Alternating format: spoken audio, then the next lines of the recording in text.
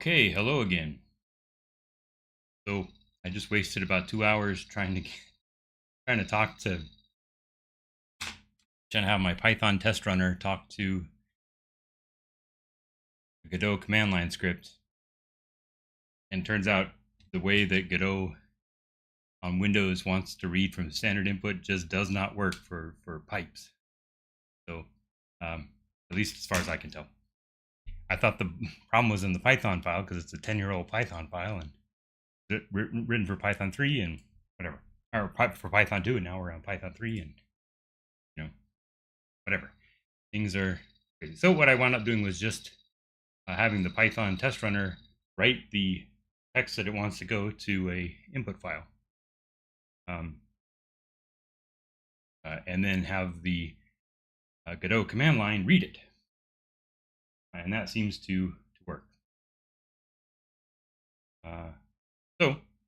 I now have running this in a test runner that was again written 10 years ago for Tetris.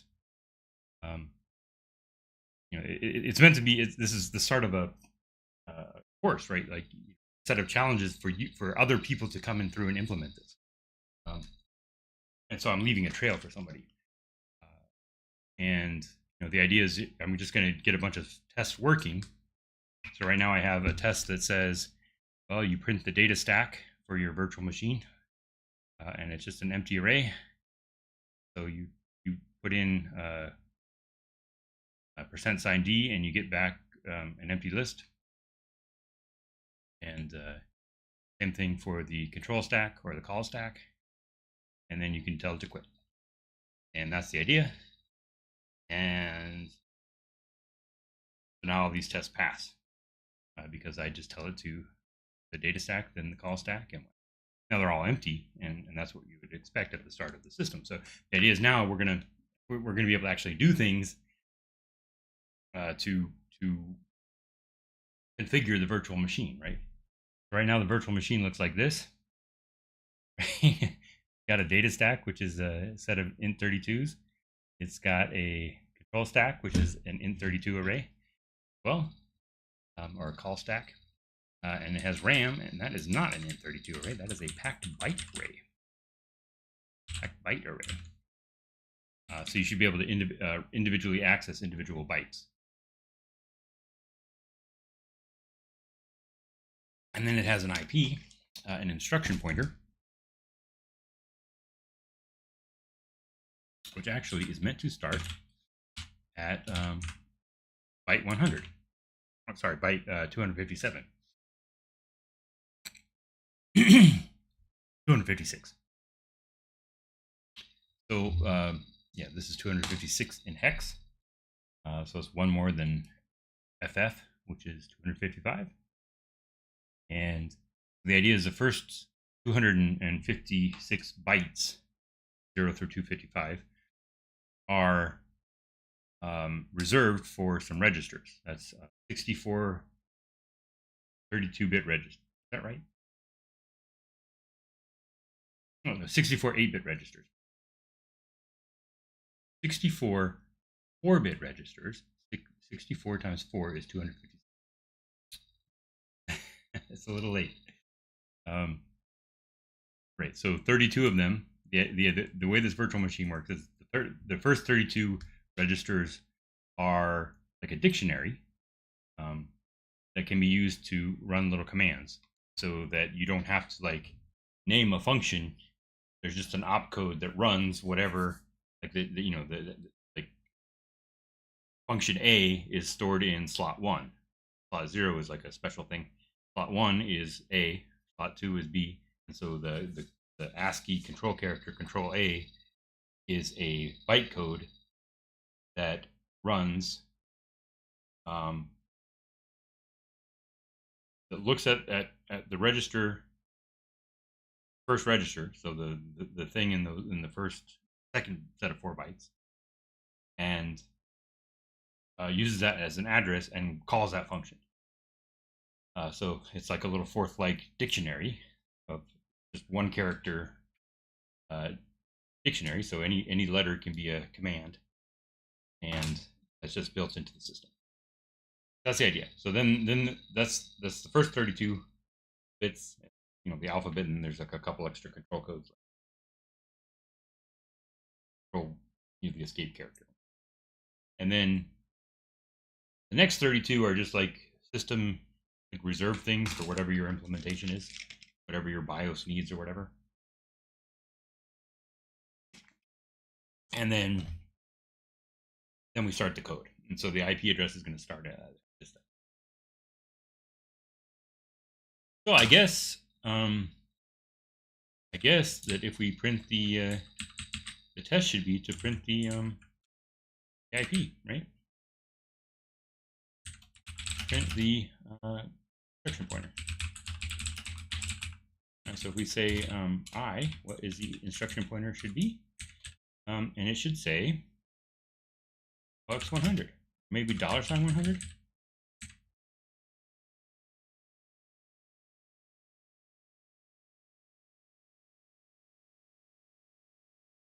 $sign is like hex, is a hex symbol in some.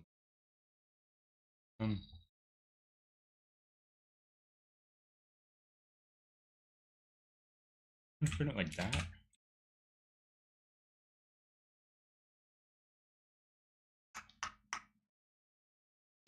We'll print it like that for now. And so I is print instruction pointer. I think I will make it always be an even number of digits. That.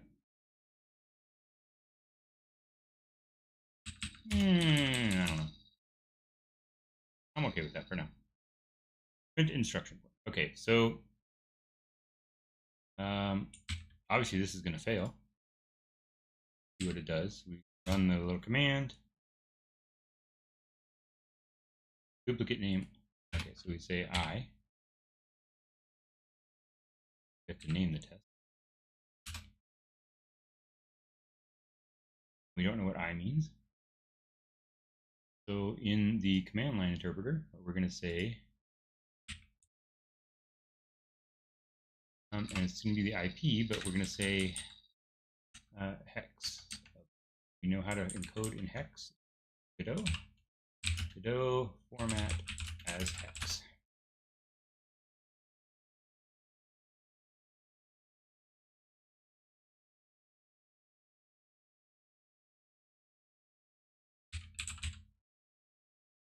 X. Okay, so has the same thing as Python, so we can say X. Uppercase letters, yeah, we definitely want to be uppercase. So we're going to say print $sign X of VM IP. And I would expect that.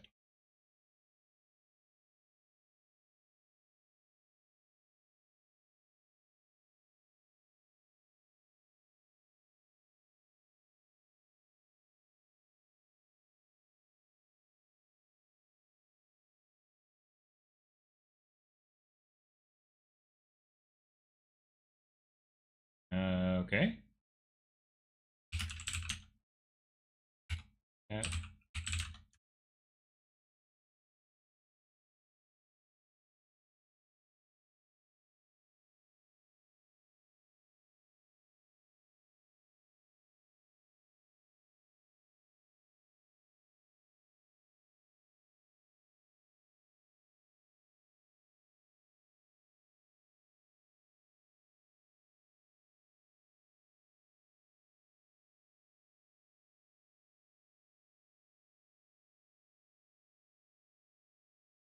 What?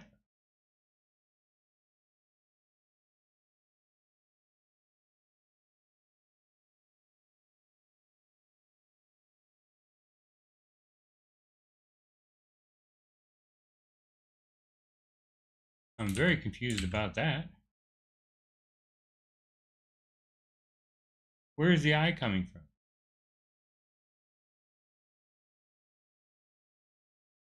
Oh, it's coming from this input thing. Okay. Right.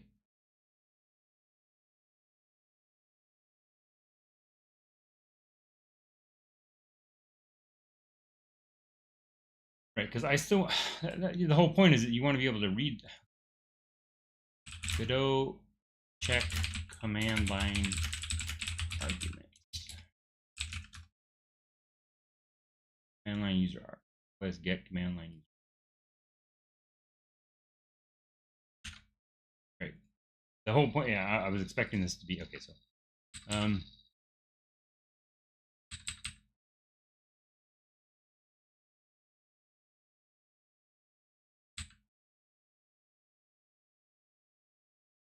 how do I do this?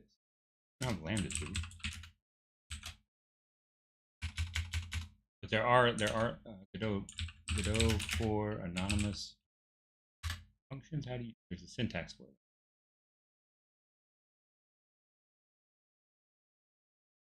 Oh, so it's just func. That's a much nicer syntax than Python has. Python's lambdas are not good. They're not limited to one line, but they're limited to one expression. Okay. So what am I trying to say? One expression is usually one line, but you can put parentheses. Okay, or brackets. Okay, so we're gonna say os.get command line user args.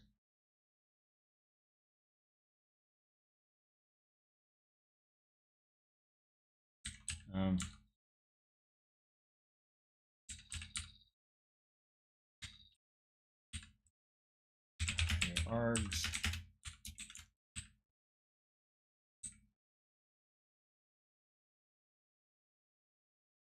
Print args. So I want to see if it includes the any arguments. So no arguments here. And then if you say, just put a dash in here to take from this thing, and then you can say hello. I would expect it to say hello. Okay. So if args size greater than 1,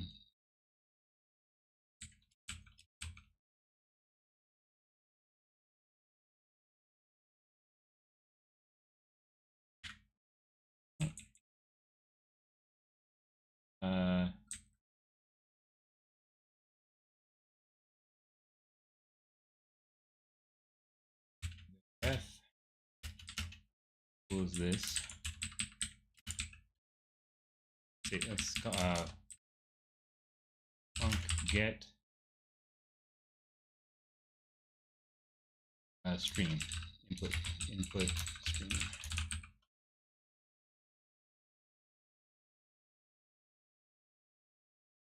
That's not a thing. But we'll see if it's. I think this is not real.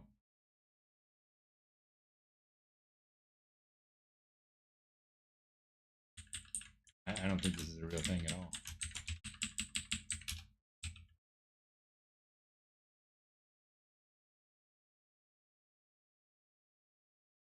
This is real. This is not real because it has not. So the helper, the copilot here is hallucinating. All right, so then we're going to say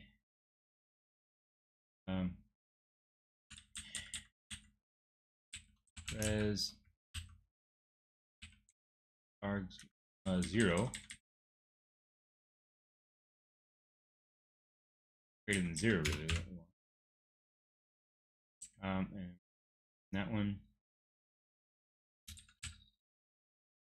say there f equals this. Return func. We're going to return a function. Yes, that's exactly what I want.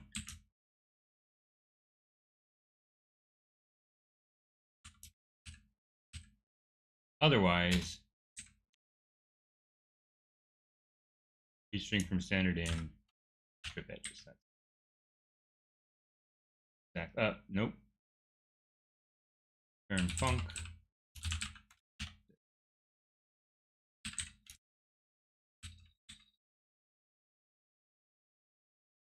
Right, so then we'll say get input stream. Let var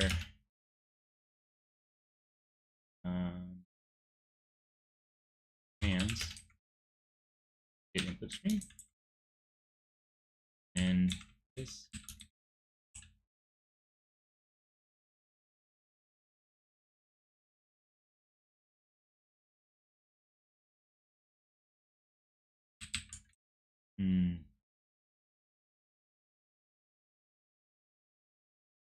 call this get so get, how about maybe get command, and this should be like make input stream. Make input stream. So that's a function. Turns a function that gets a string. And then we don't need it anymore. And so line is going to be get command. I'm going to call that command. Name that. Refactoring or something.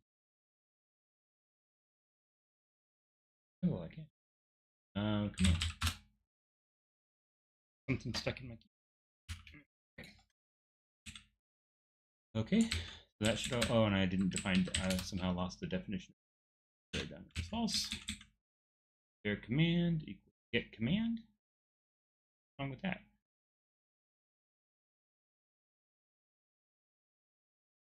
Right there.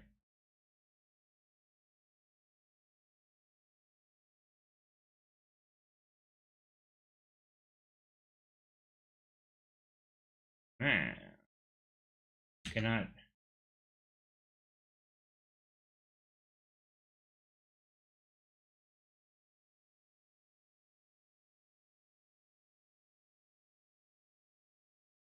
Okay, but how do you call the call? Okay, what do you do with the call?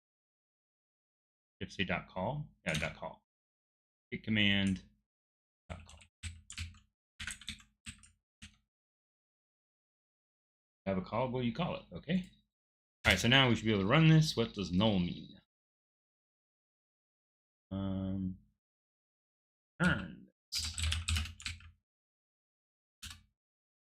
Nope.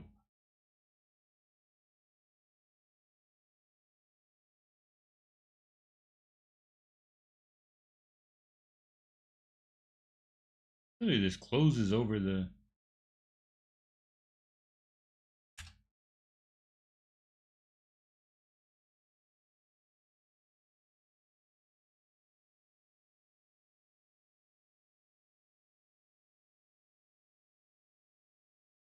Arc size is greater than 0.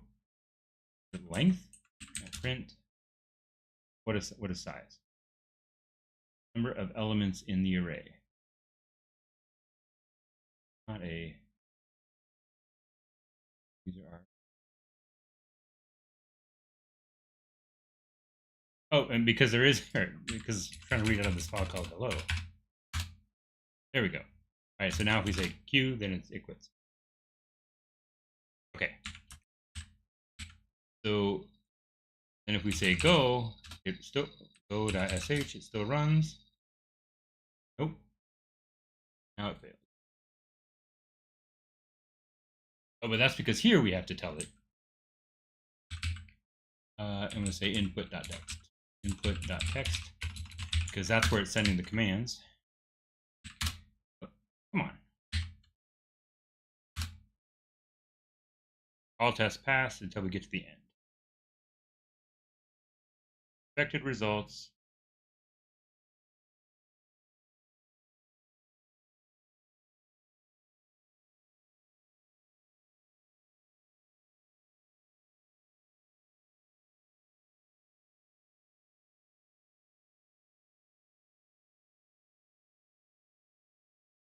Okay, well, so now we can, that's what we had before. Now we can test it. And if we say I, we get 100. Q. All right, so yeah, right. Okay, this is the problem. We called it twice.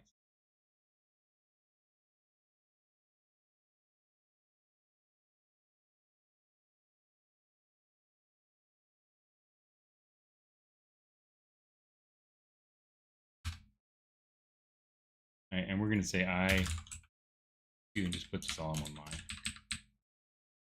C, put it all in one. C and Q, put it all in one line. And then here we're going to say line equals get commands. Get commands. For command in commands.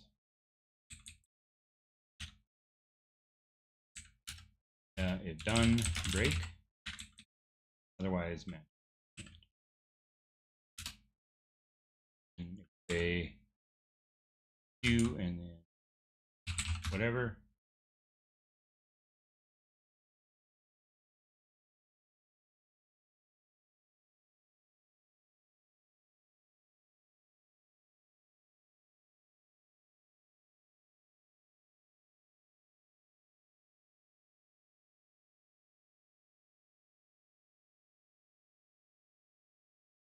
Split on a string, and now it should work. So say Q and then anything. If we say blah, blah, and then Q, it should say, what does that mean? And if we say Q, then yeah, it prints out the.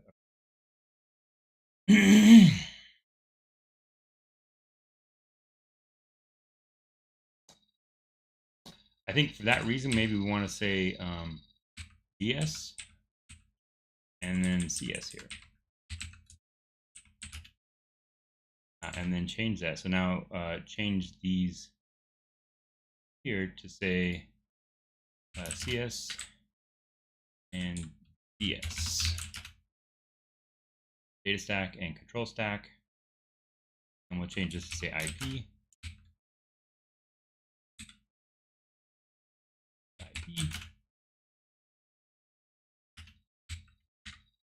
And run that again.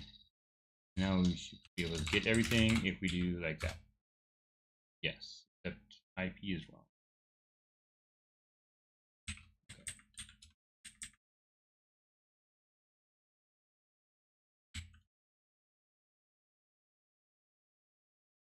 I see I'm using different styles. In quotations here. Make them. Okay.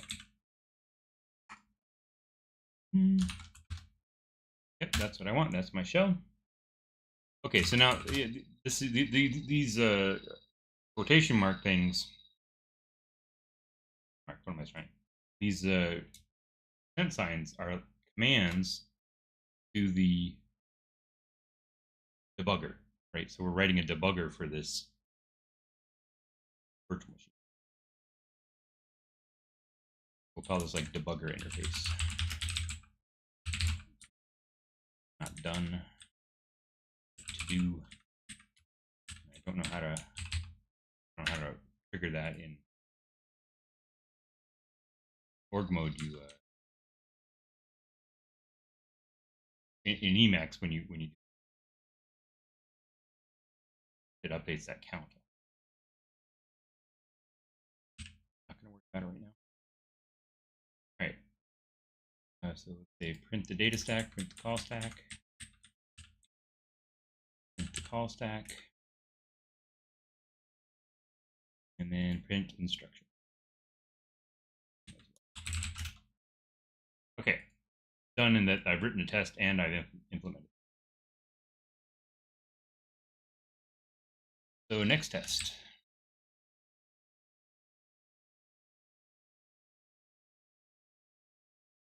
I have a whole list of things that I want to test. So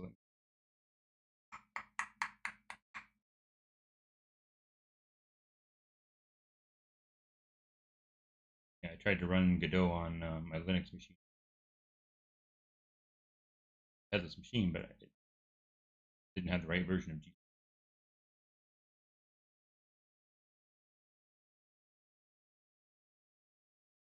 File here that has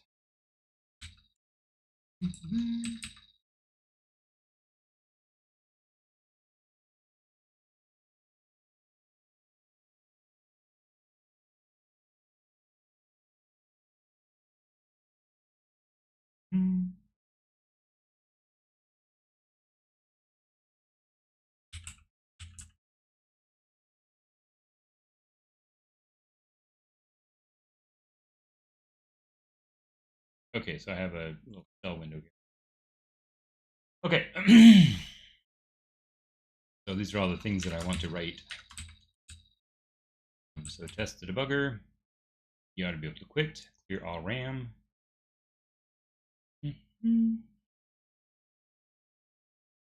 Oh, you know what? These should be like question marks. Like what's in this thing? So like what's in the, they should be question mark. Query that thing, right?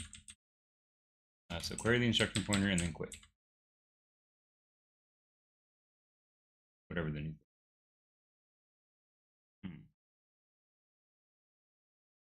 Query the instruction pointer.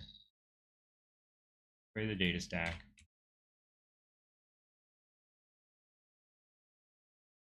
Query the calls.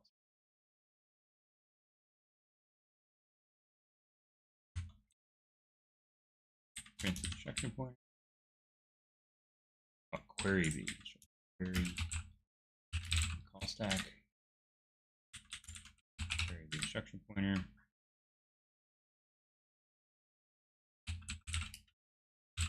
Data stack.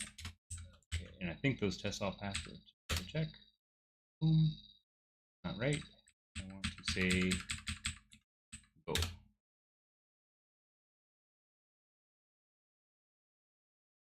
Okay, duplicate name because I have some new test here, and this is some next thing, so we don't know next thing is here. Thing works. What does $D mean? Question mark D mean?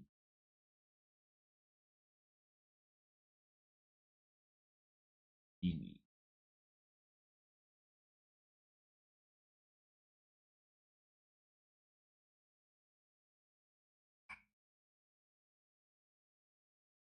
Oh, it's not saved?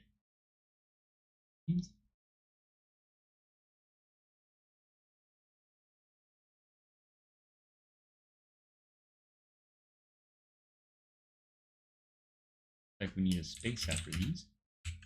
In Python, if you do this, it always puts a space in there. I guess Godot does not do that. All right, I'll test passed. I want to change that. One of the items in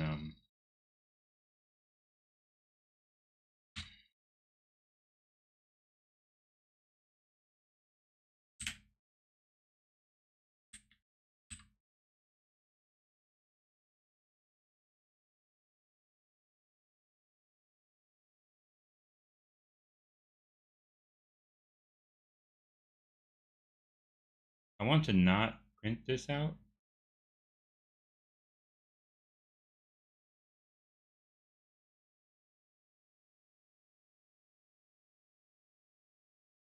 So what I want to do here is say, really like try this.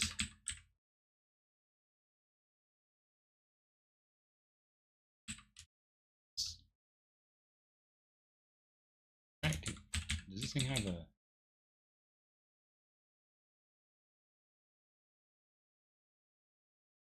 I'm looking for a refactoring tool that just tracks this.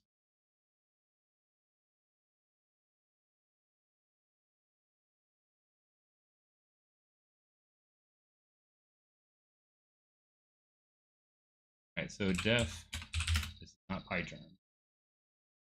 Does that? So we'll call it.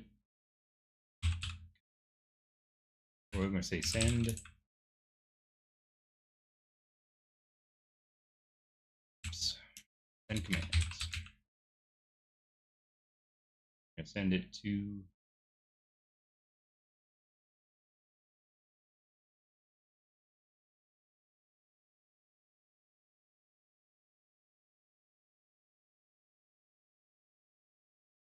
Up.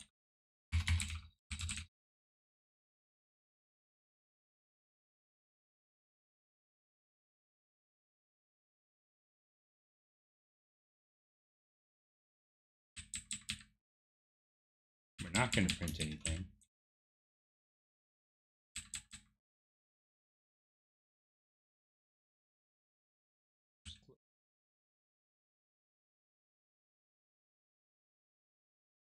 called like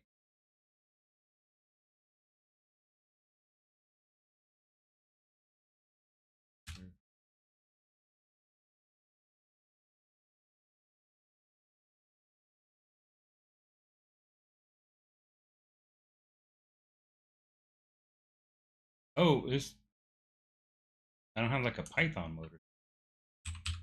Oh, I must have it, but commands before I check this in. No, I'm gonna add this to learn Chris. Figure this. Okay, so now I'm gonna say send commands program opcodes. Right, because in theory we would send it to over standard output. And then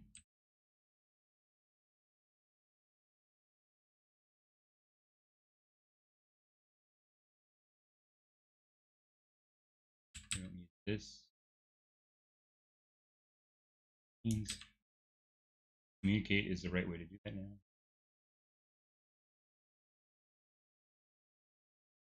And we're going to say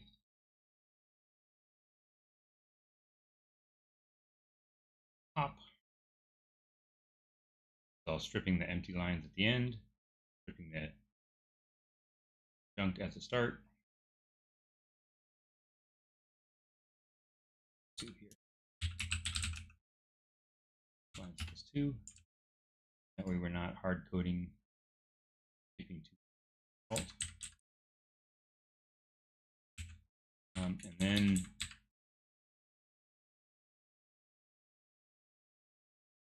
then what we're going to do is for command in opcodes in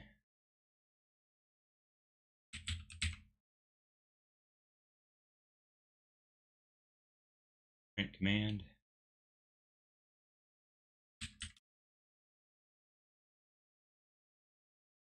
print test failed opcodes title this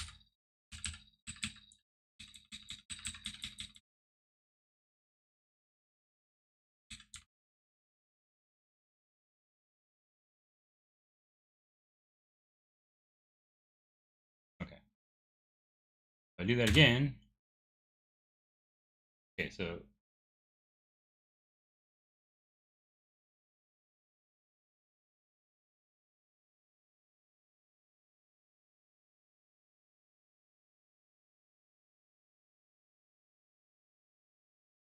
running test.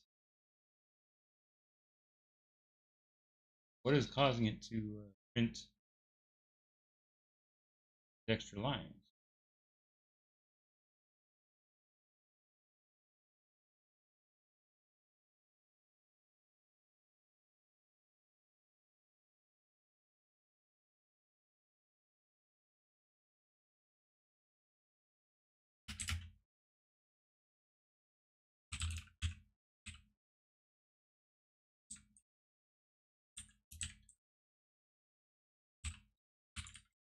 I don't like calling them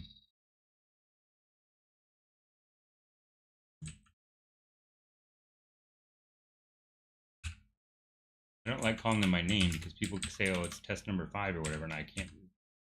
Not how you refer to them. Not how I can refer to them. Say name. Probably use a format string here. Interpolated string. Works too.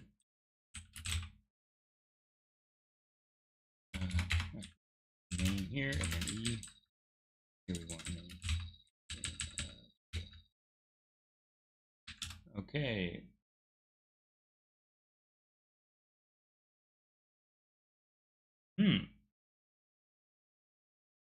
Not the title. I want the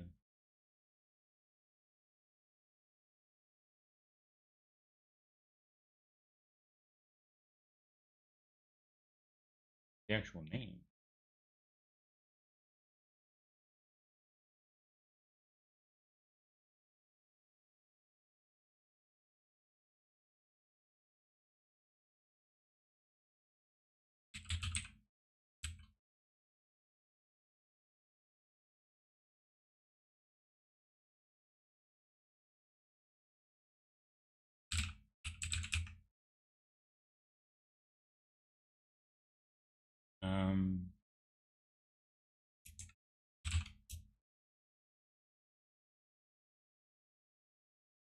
Line starts with name.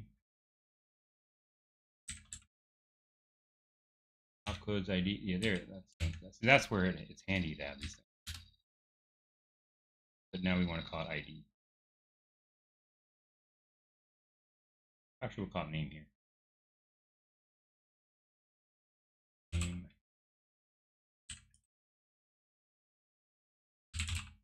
Down here, we'll call it.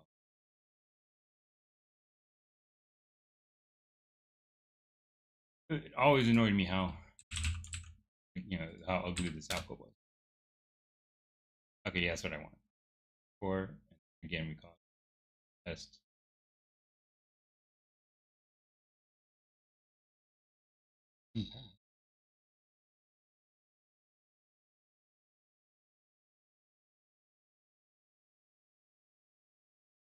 Code's name.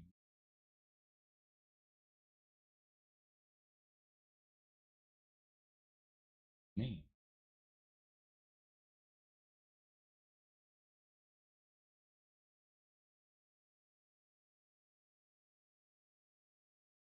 What am I doing to read this?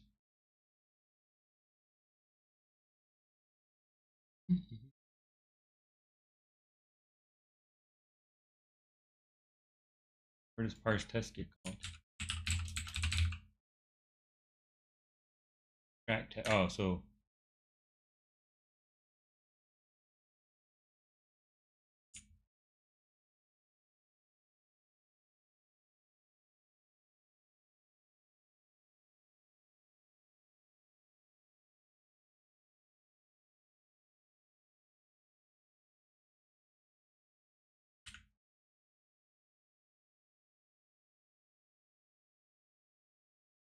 we need to say net test name. Test name. That should work. That works, and then we didn't need to call it anything else. Yeah, yeah. Test that name. Test that name. Okay. And then up here, we didn't need to do it.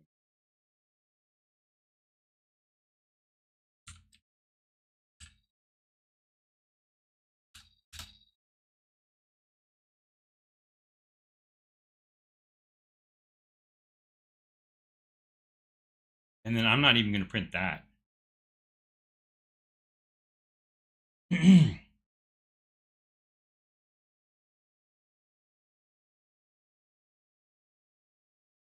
going to say print dot comma.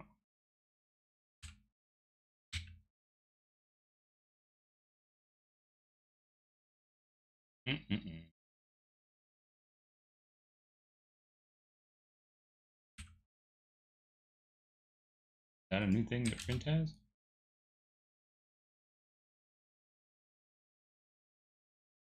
Okay. How do you do that now? Python 2, Python 3 prints without new line. You can say standard out, import standard out and just write.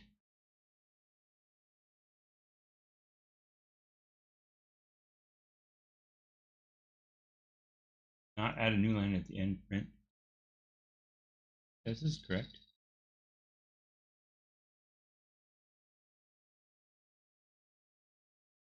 there another print in here somewhere?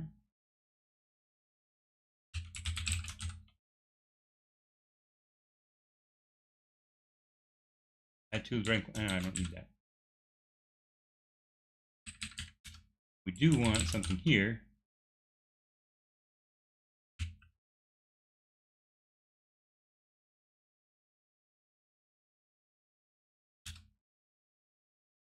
There we go.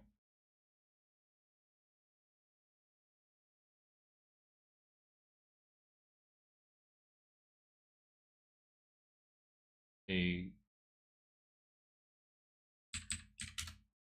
past equal, how do I say num past equals 0. And we'll say, if this worked, then we say num past plus equals 1. And then at the very end, we'll say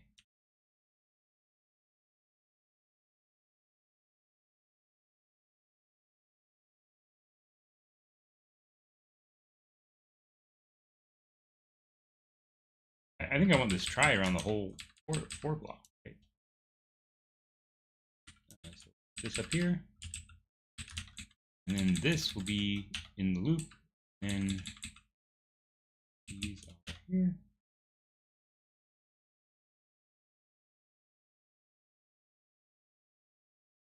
On the program, parse the test,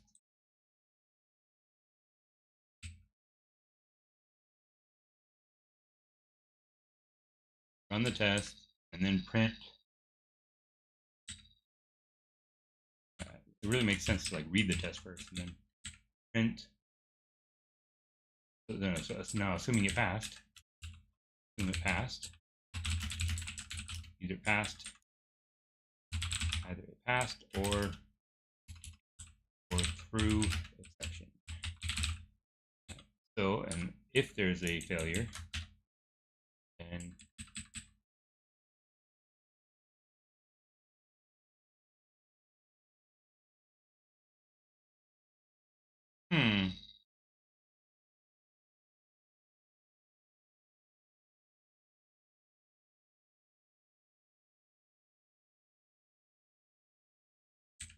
so if there's no failure, you can say else in a for loop.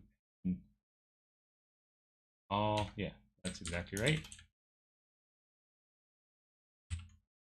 And here we would say how many passed. Not all of them passed. So none passed failed. Yeah. So okay, so let's do this. Break.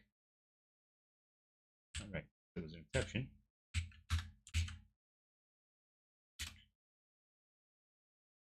All. So there we go. All 4 tests passed, and then if we change this to like something, why is that doing? That something was selected. So now this test is going to fail because I changed it. But yeah, 3 tests passed, and so now where it said output mismatch,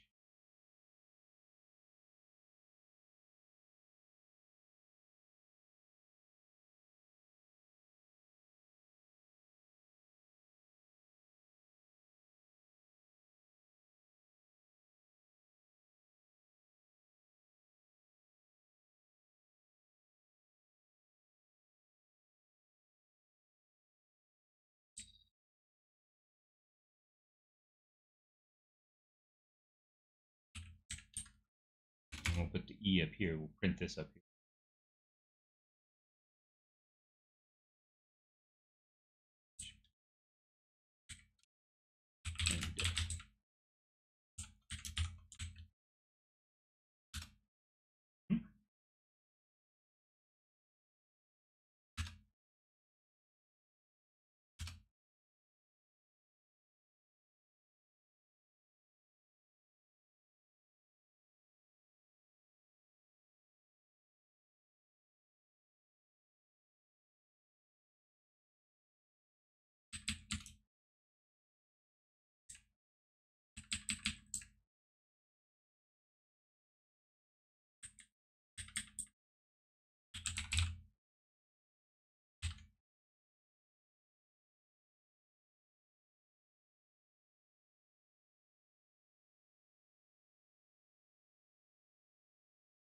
I'm just trying to get like a nice looking. Okay, so test.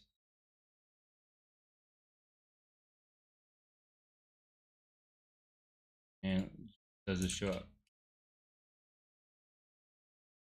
It should print in hex.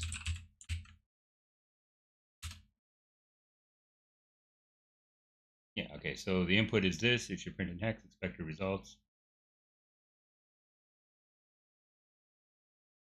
And the diff, right?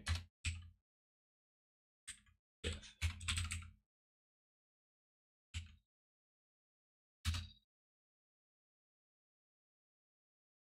Hello, person watching.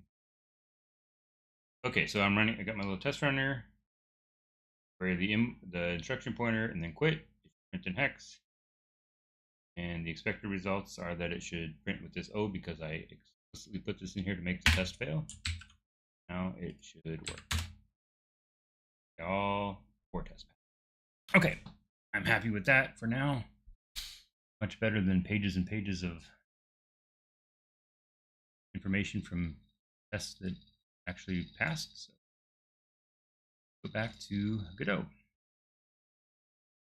Okay, so now I have a window here that says, what do I want to do? So I'm able to quit, I'm able to dump the data stack and the control stack. Although right now the tests only show that they are, excuse me, empty. Dump registers. Oh, really, that's only one register, is the instruction pointer.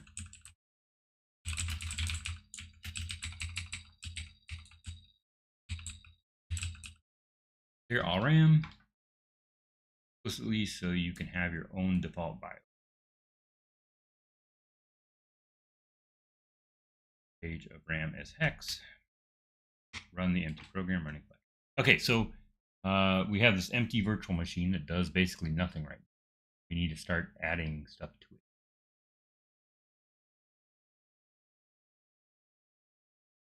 Data stack, control stack, RAM, stack, call stack.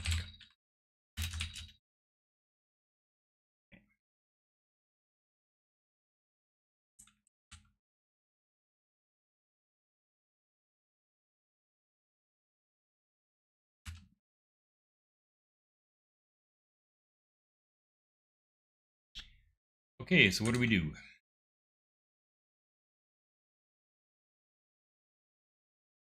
The idea is going to be that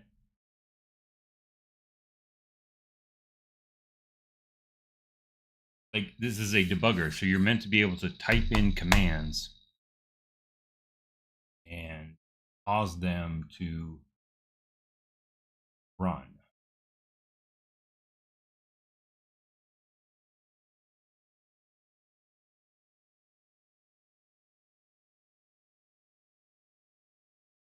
All right, so let's push a number onto the stack. I don't know what order I want the test to do in because this is going to be like a lesson, basically a lesson plan. And all right, so we're going to say like calculator.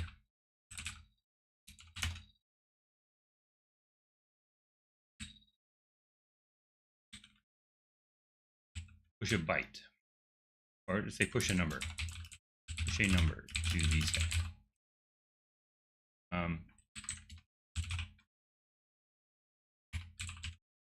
Push a hex number to the stack. All right, so if we say FF, then we query the data stack. Am I using Windows? Kazuto says, am I using Windows? Yes, I am currently using Windows. Well, I mean, I guess this is a SSH to a Ubuntu box somewhere. Hello. Okay, that's a lot of highs. All right, so if I do this, then we should see the data stack now contains something. Data stack should contain $FF, right? So X numbers are pushed to data stack.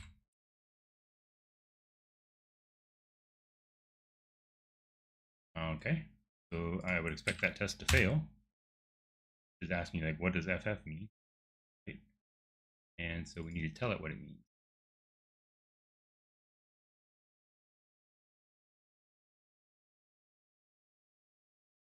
So we parse an integer.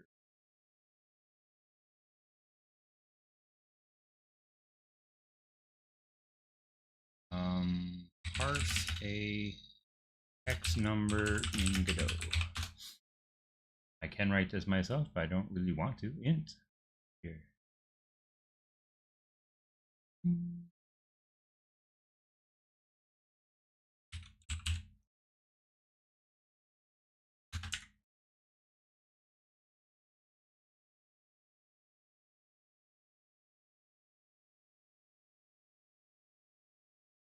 hex to int.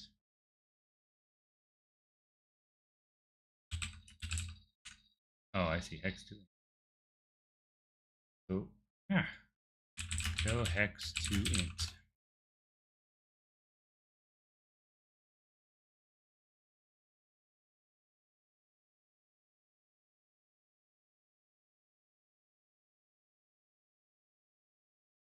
Like it's in string.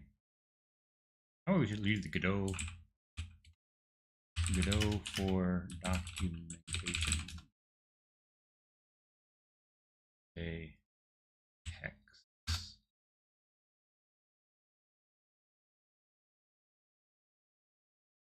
Parse int.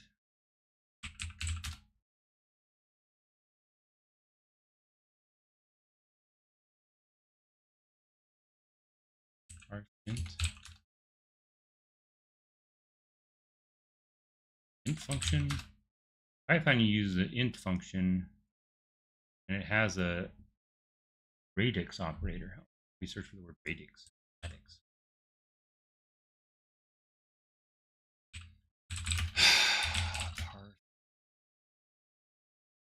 hex string.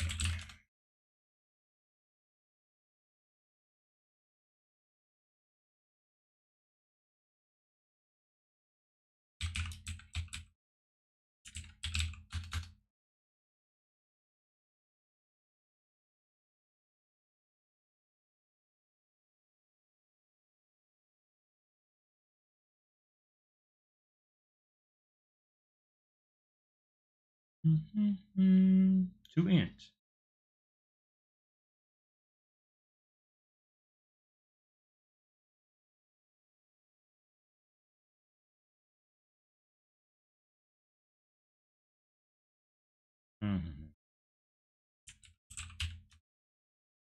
Hex decode. Hex to int.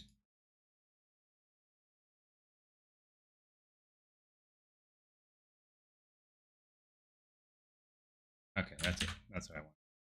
Okay, so if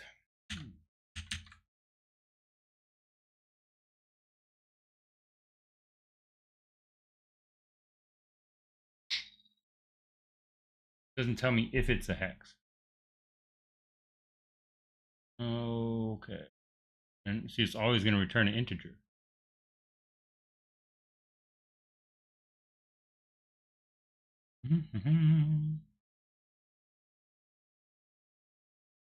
Maybe it throws an error. Let's read hex. Say print hex. Let's say something like that. Hex to int. Oh, is valid hex number. Valid hex number. If man is valid hex number, then that's not right. VM data stack push command to hex to int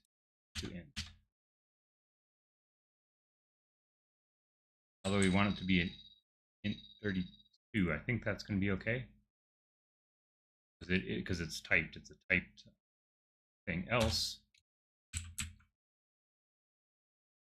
we fail. Okay, so now I think that works.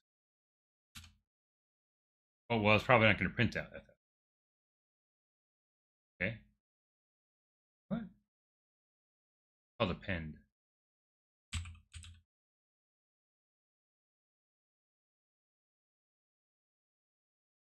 Yeah, and it's now printing to a 55.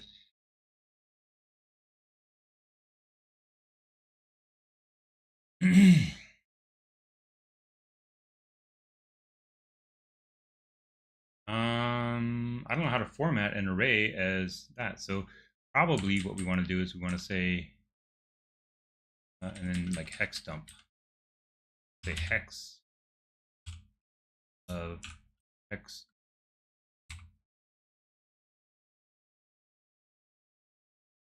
Is it always going to be?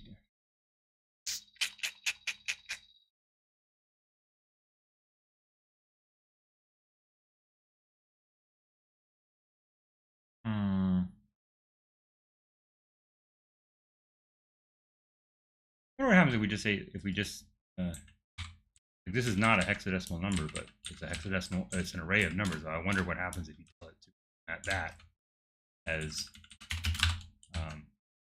like format an array as hex. Will it support it? No. Numbers required. Okay. So then we have to call some function. Make a function called hex dump bmds. And we'll say func hex dump data. How do you do a type signature on a godot type function type signature?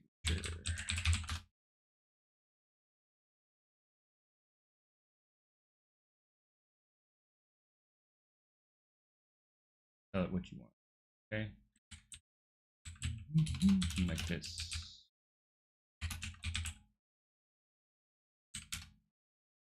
Dump data act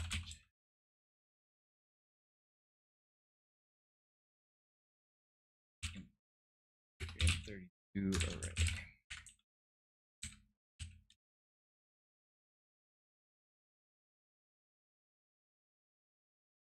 Okay. Looks reasonable.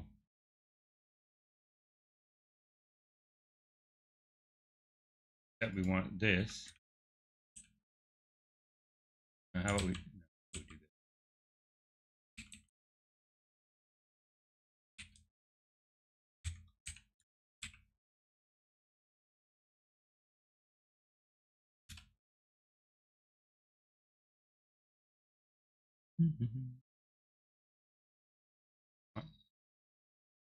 I don't need it to be 8. And I don't really need this.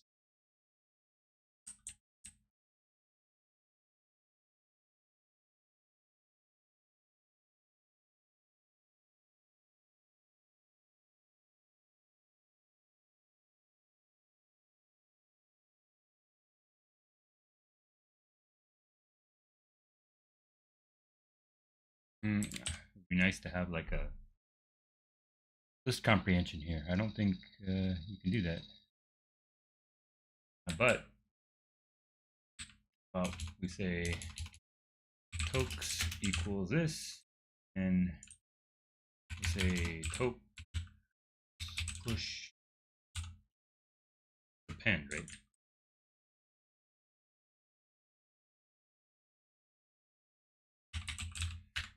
And then return plus exactly. So I want a space. I want space to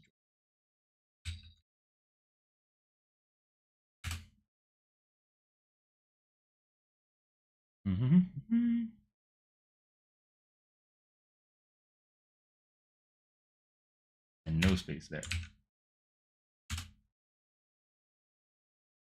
Okay, so now if I push 2 things onto the stack, let's push FF and CC. Then we should say FF and CC. Okay.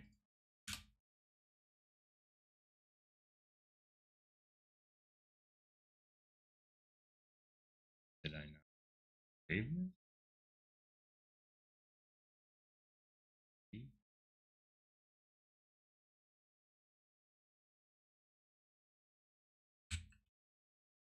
Okay, hang on, what happened here?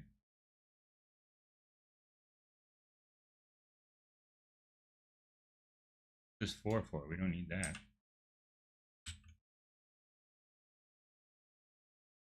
We don't even need the I. Just say for n in data, item in data, we just say item. We say n in data. In data, put this all in one line. Okay. Yeah, okay. All 5 tests pass.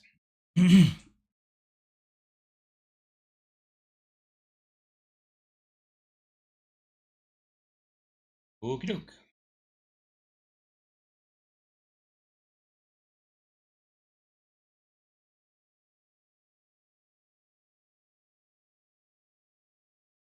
Okay, now we're going to do the same thing, but we're going to execute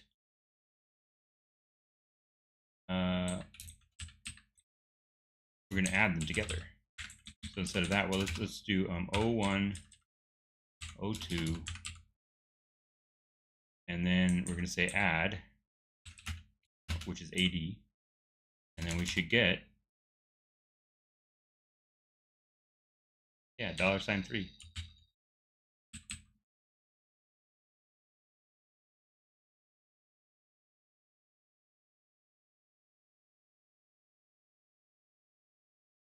IO hex, okay, IO add, is AD. So everything is 2 characters. That's the idea here. AD. Oh.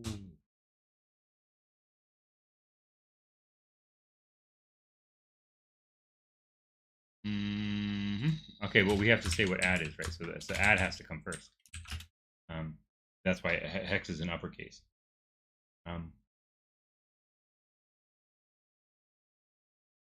If command is valid hex number and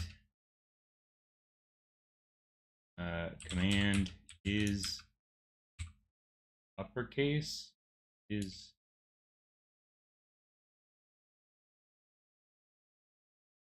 all uppercase,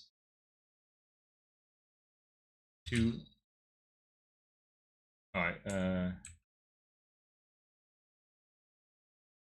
command equals command to upper, string to upper. So if it is uppercase, hex number and it's uppercase, we do that. So that should not trigger the AD. But it's going to say what it doesn't know.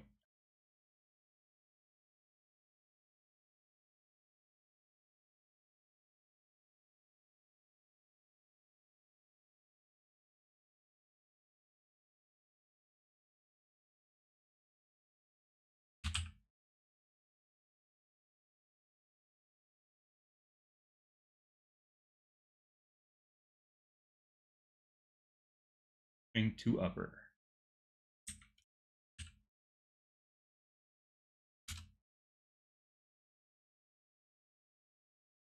What does AD mean? It doesn't know. But at least it knows not to treat it as a hex number.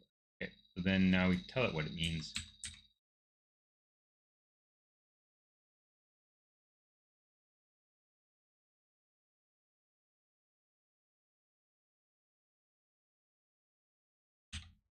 So we'll say if VM has op command. Whoa, what is that?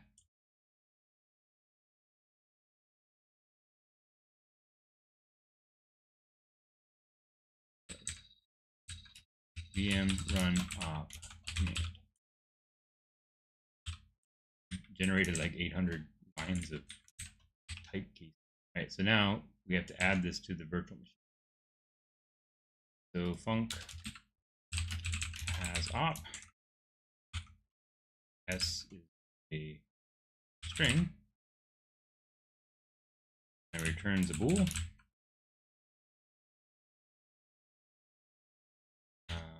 Actually pretty close, but we're going to use add sub mu for multiply, dv for div, md for mod, an for and. Everything is 2 letters. Have a list.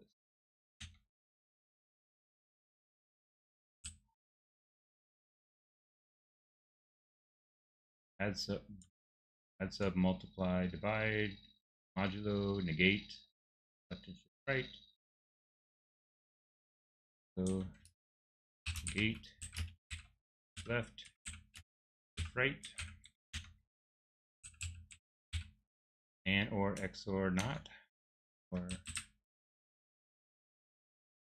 XOR not. Even predicted it in the same order. Comparison ops, equal, not equal, greater than, less than, equal, not equal, greater than, less than can come first, why not? Then greater than, and greater than, equal, or less equal, greater equal.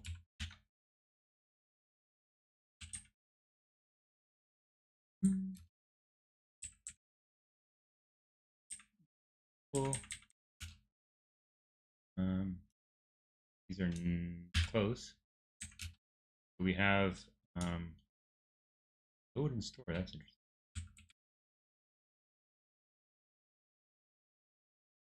Load and store are nice, but we have load integer and load. Right, so we have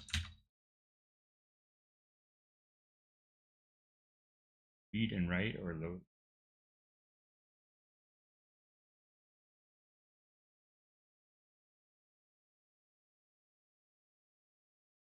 Yeah. Well, I'm gonna do RB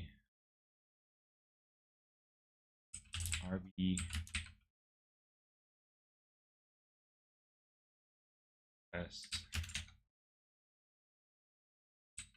WB. Don't write a signed byte.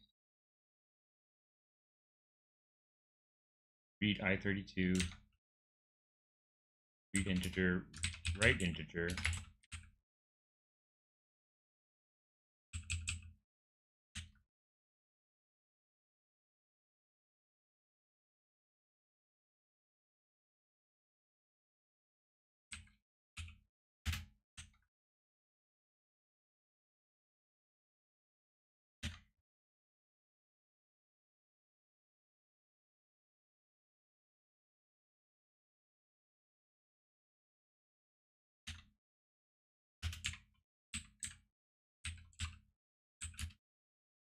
Yeah. It knows from context what you're trying to do there. Yes, so HL is halt, jump, hop,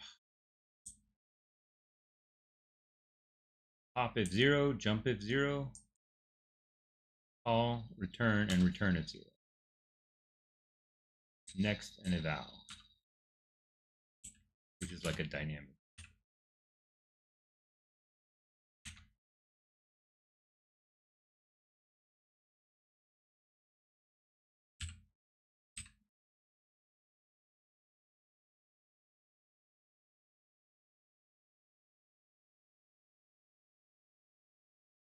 Then we say func run op s string.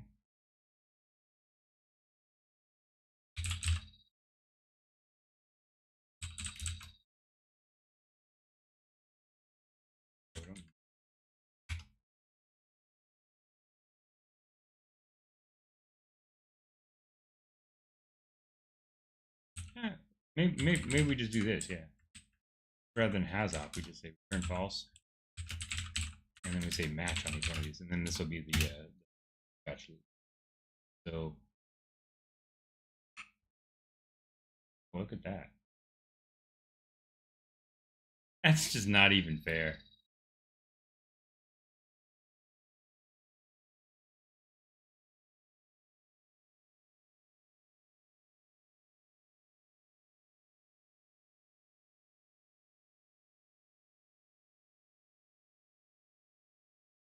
That's exactly right. This might need to be integer division. I'm not sure if that works. Modulo, that's right. 8. Yeah, that's right. Shift left, shift right. Bitwise and, bitwise or, bitwise XOR.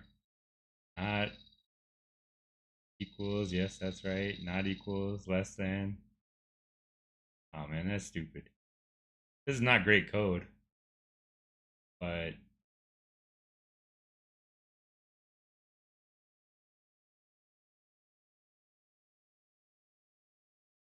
okay. Copilot just wrote my whole virtual machine for me. Um,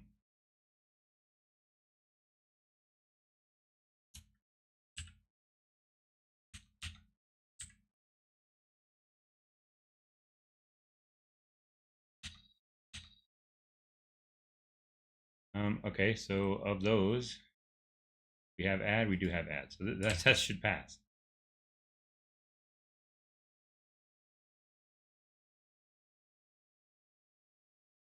Okay, what happened? Pop back. Okay, so it wrote the whole code, but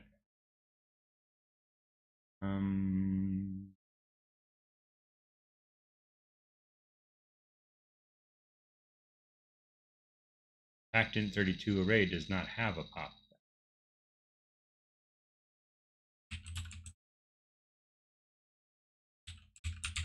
Array. What? Oh, and the docs don't. That's wrong. Which can't see on. That,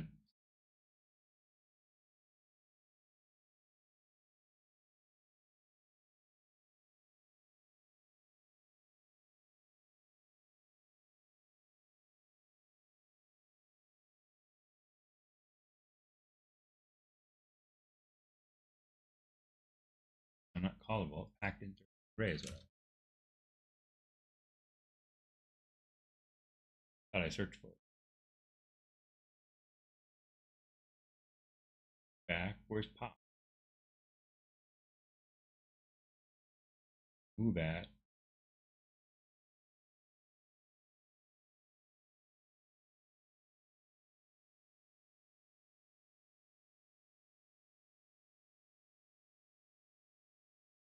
Same as append, right? Append is just search. Move at. Resize. First.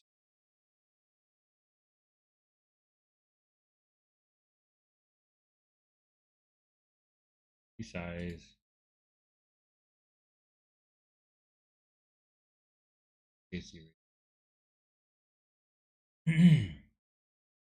Okay, so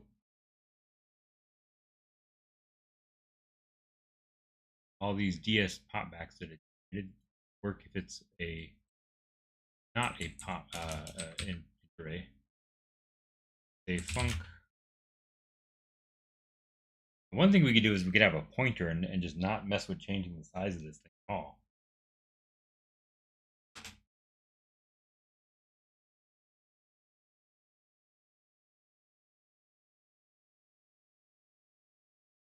I might do that. Let's do that.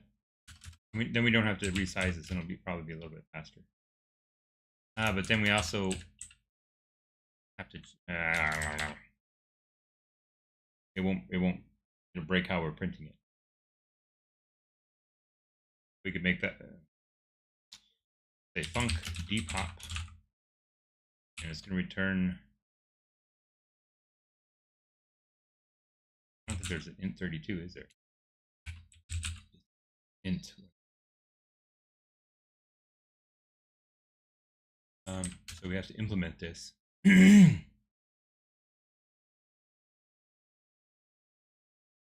If ds size, that's fine for now. Print. I think it's air print air. Data stack underflow. That's correct. Else.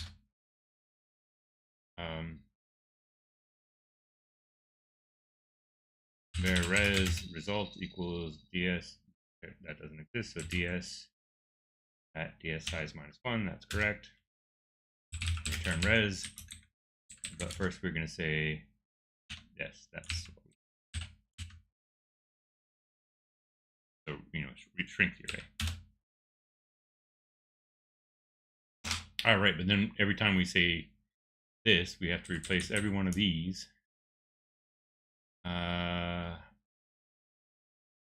Control Shift S to no control. Oh, that's not right. So we say VS Code. I'm searching for VS Code. Place all. Not replace. I know I can do search and replace, but edit all matches. There's like a keyboard command. Control Shift L. So Control Shift L, and we can say depop.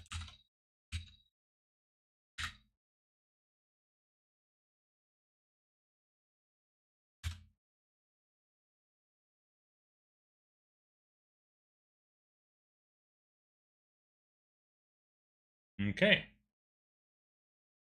Oh.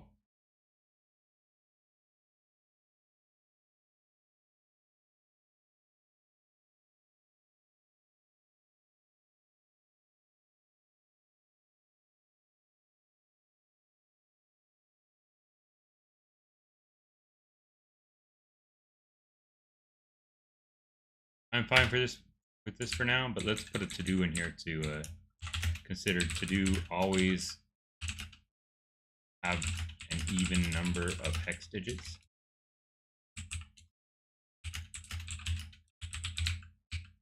But maybe that's not important, because if it's annoying for me to do right now, then maybe it's going to be annoying for students to do. I don't know. The idea is that some other, but I don't expect people to run through the tests in the same order I'm doing that.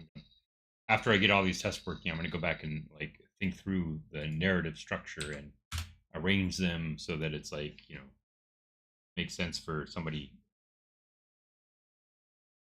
going through the lessons. So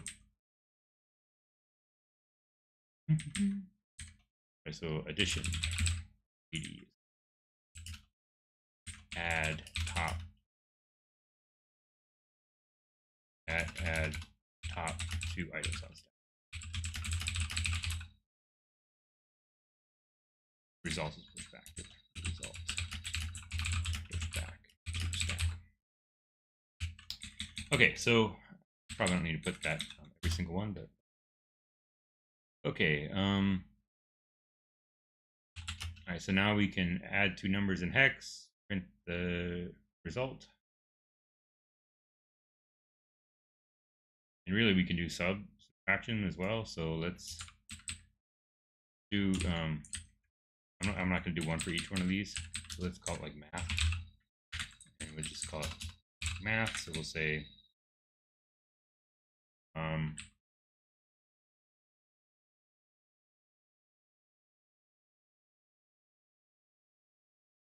well, let's do 10, but 10 would be 0A, minus 5. 10 minus, 5 sub, and we would expect that to be 5. But we don't want to quit yet. We're going to just put all this, I'm just going to put all these in one test.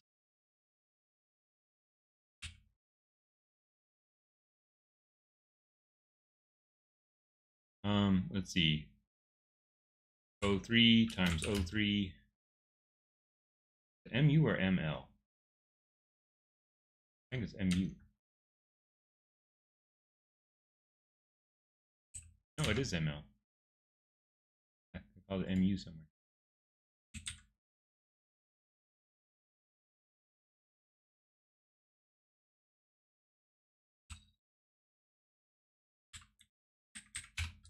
ML. Submol, and that should be P, and then we would expect that to be DS. Oh, not how it works. 9. And Q. Okay, so subtraction, multiplication. Say 7 test pass.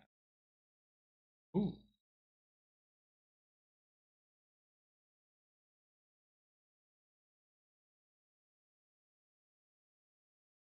Right, because so it didn't do it right. I went B minus A. Minus A.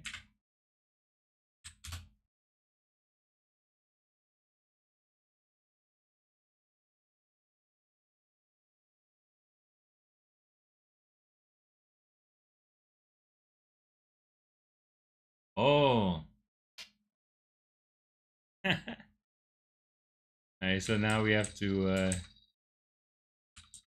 zap it. So if it's zap, that's depop. So ZP, no, not zero pad, it's pop.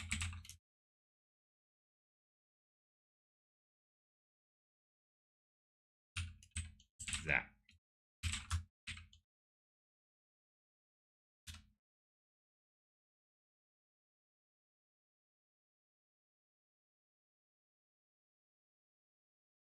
Hmm.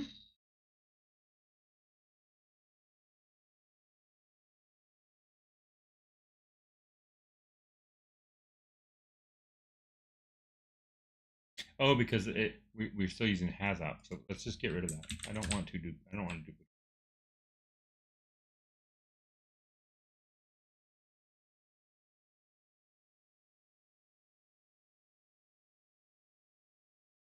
If not, vm run op command.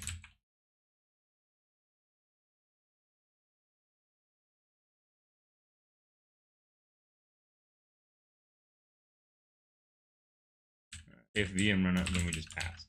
We're done. Actually, at some point, probably do like collect how many of those.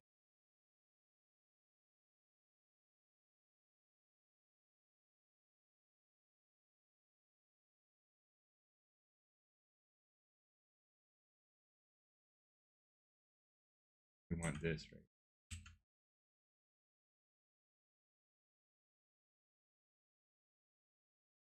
I want that. That's exactly what I want.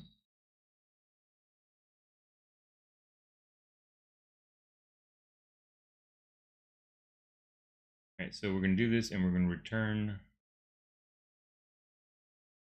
else, like otherwise, return false, and then we're going to return true.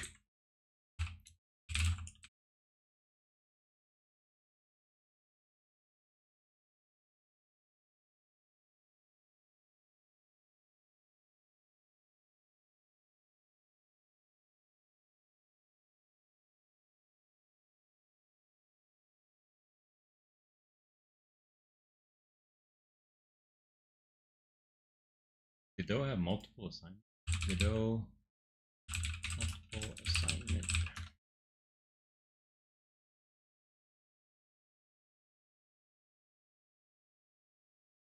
Yeah, not really.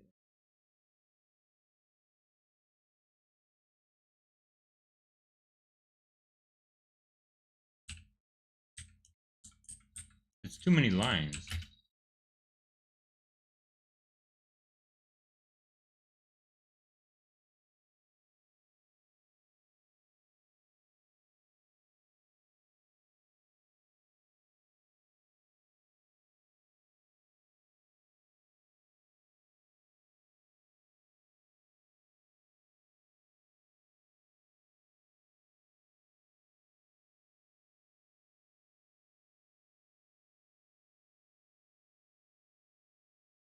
I want it like this.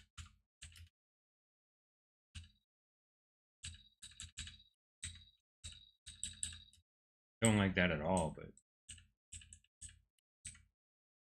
I don't like all these lines that are exactly the same.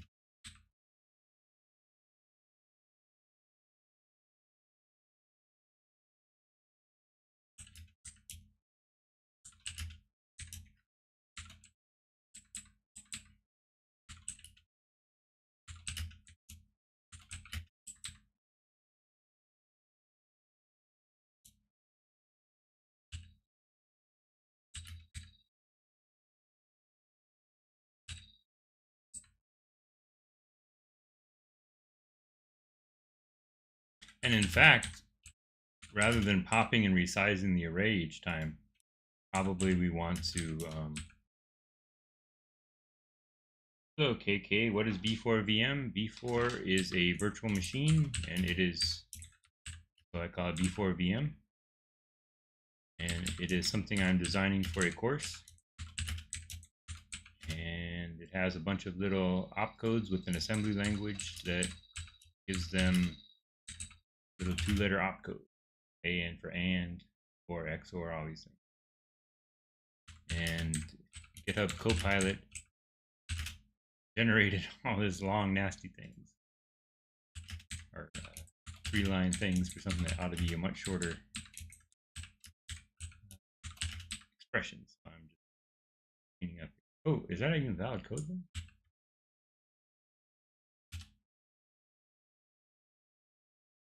Oh, that's interesting. Python would never let you do this. You would get like a syntax error. I guess you can put everything on one line and it's good.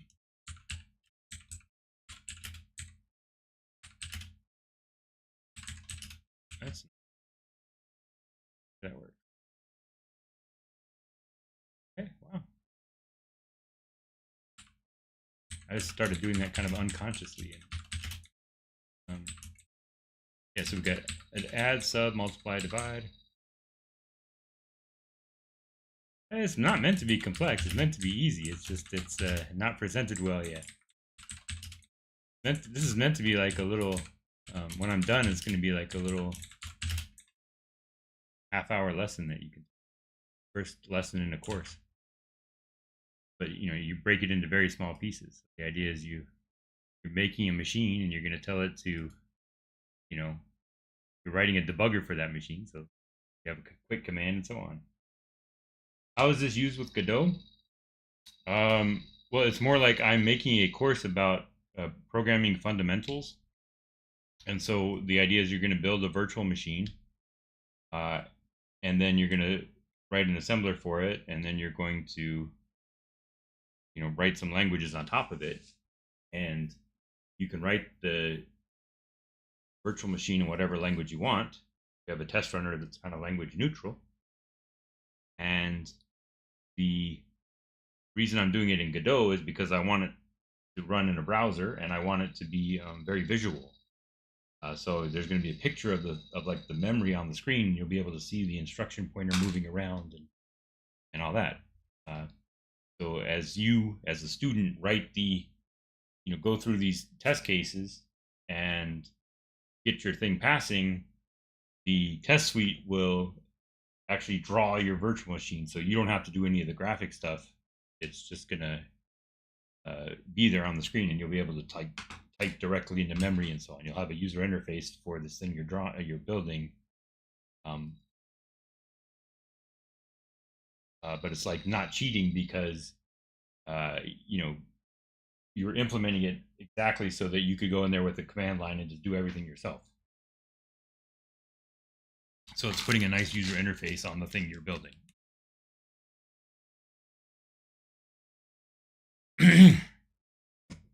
And I guess there's going to be some. Yeah, thank you. Yeah, I wanted it to be I don't know, like a visual tool for debugging this thing.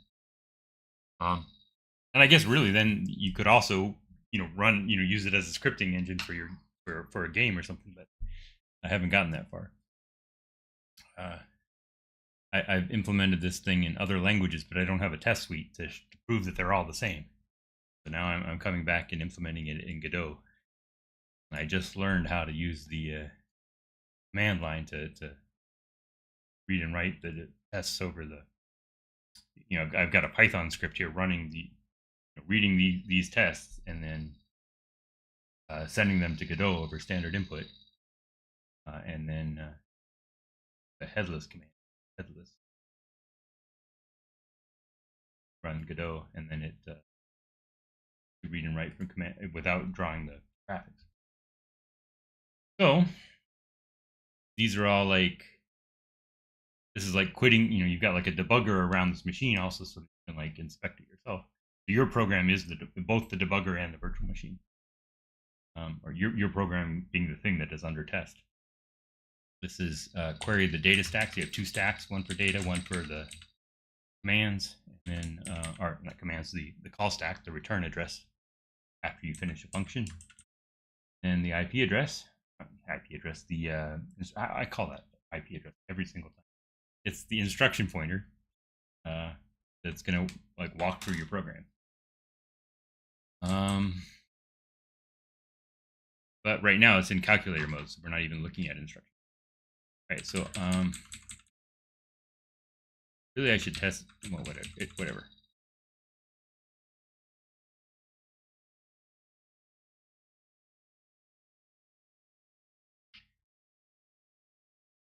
I've lost track of my okay, so stack operations. That looks like fun. Right now we're doing the first operation is to put a byte on the stack, or put an integer on the stack. In this assembler, you just, or in this shell, you just do it by hand. Type a hex number and it goes right on the shell. And let's see, we swap dupe over. Okay. We need to copy this test each time. Stack ops. Oh. Weird.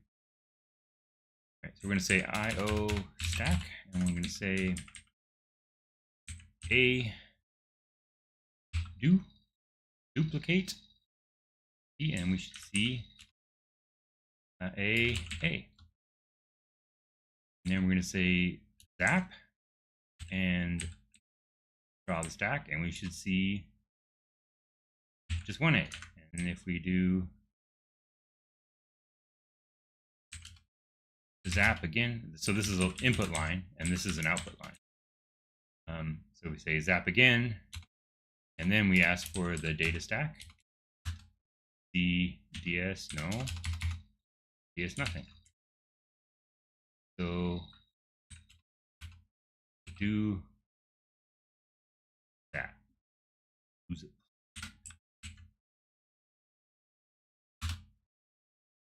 Eight test pass is what I'm expecting. Oh, failed. What does do? Oh, because I didn't implement do. Okay. So do is simply ds push back. Yes, that. And we call that toss. Func toss is an int, and it is the top of stack. Exactly it, and we're gonna just toss.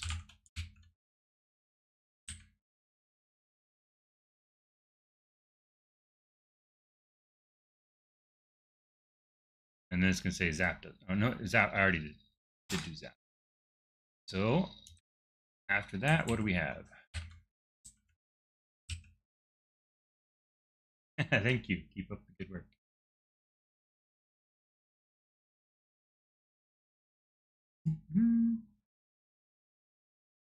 We have, oh, so we need swap over dr and rd. Swap. I should do this all.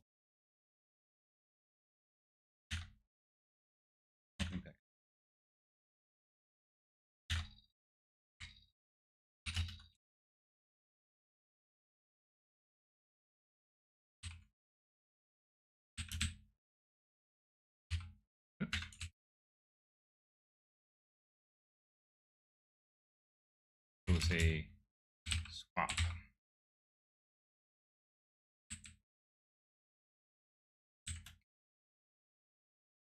So we do OA, OB, and we say swap. Then we should get B and A.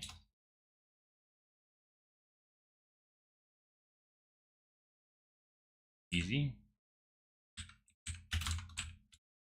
Make them small now.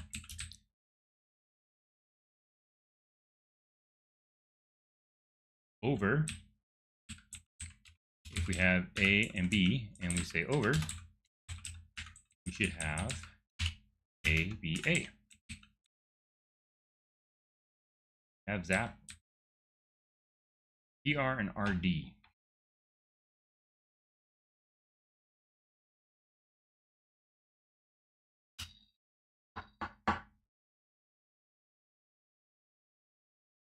That is for moving to the other stack, but do I have a CD? CD and DC. DC and CD.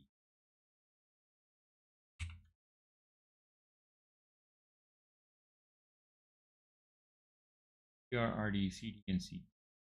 I think two names for the same thing.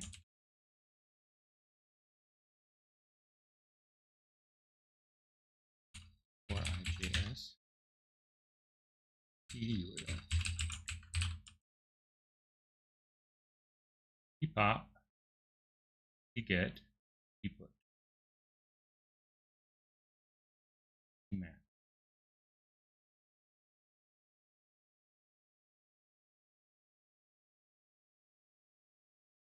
Get. What does C get?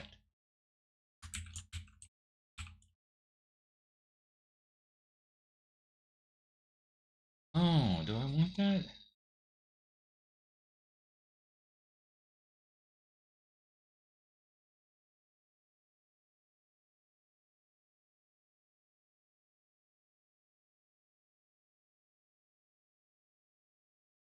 CD put.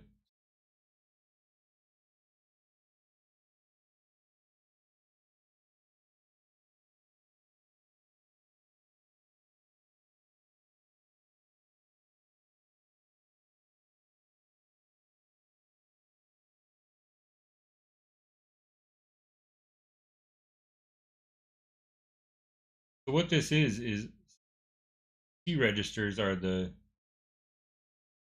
32 registers. Basically, have 32 registers in the start of RAM. And this is just a special syntax for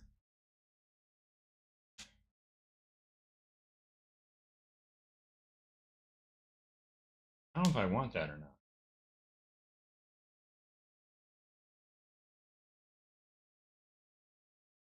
Oh. Okay, so then in the Pascal version of it, I have two implementations. I have a J version and a Pascal version. For a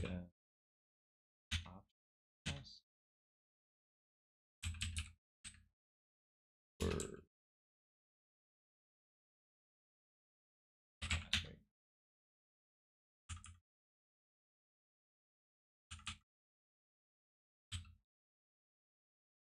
I never implemented those in the Pascal version.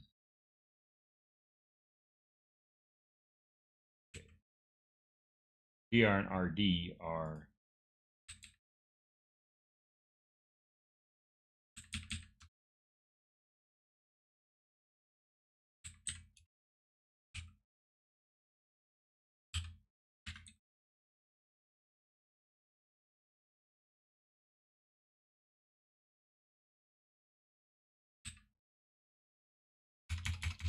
well, it means data to the return stack, but here I'm calling it the call stack. Why I want to call it something else. I want to say R for RAM, right? Question mark R for RAM. Anyway, so you push this to A, and then C, and then you'll see DS is this, and then CS is now A.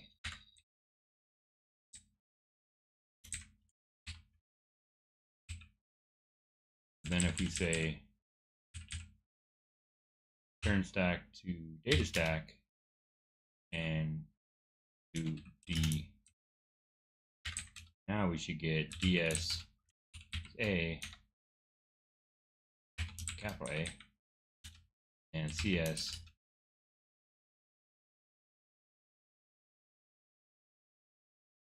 and I want to put a note to myself to do BRRD should be DCCD head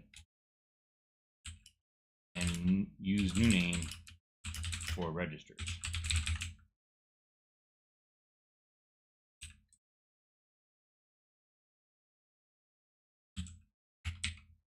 data stack and call stack. Those are the two words I want to use. I'm trying to keep up the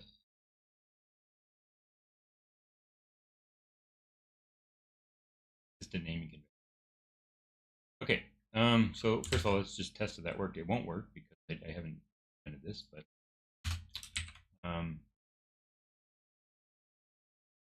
dr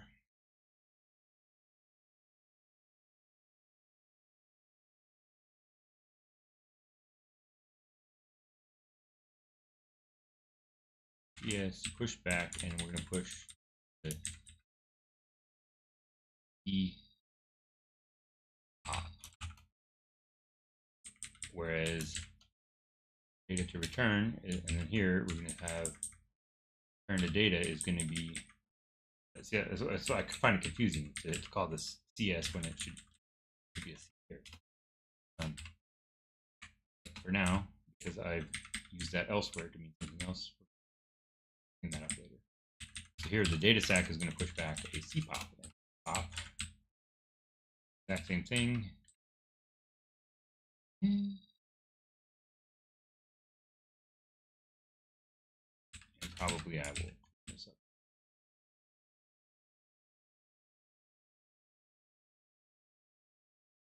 Pop. Exact same thing. And probably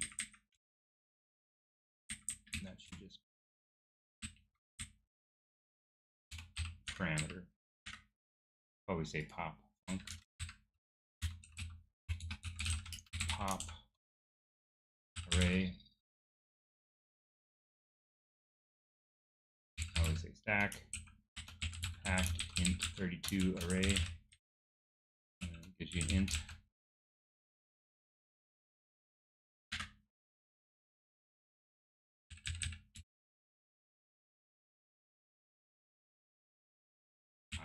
Whatever.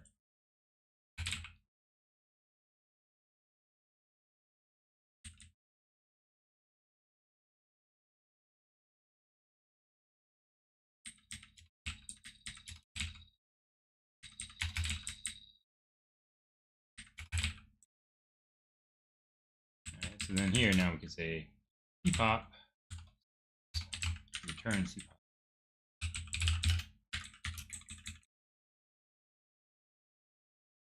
Return pops. From dpop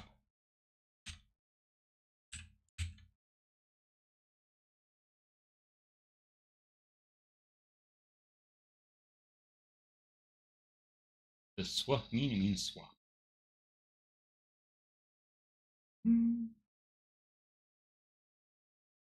Over here.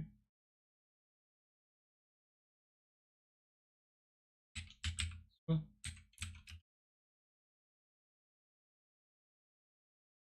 Yep.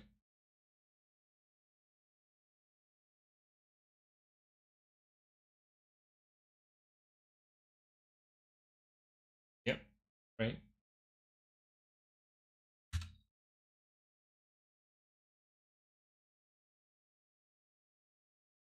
What does over mean?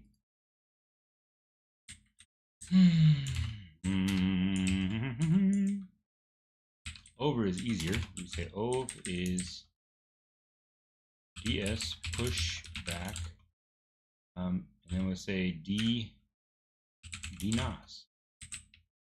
Oh, we say call this dtos.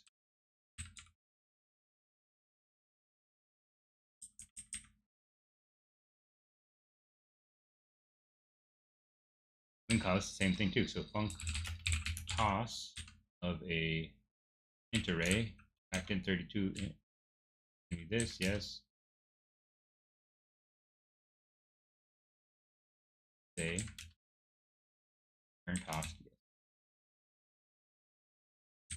And then func dtos. Same for that. We do need, but we do not need the next on.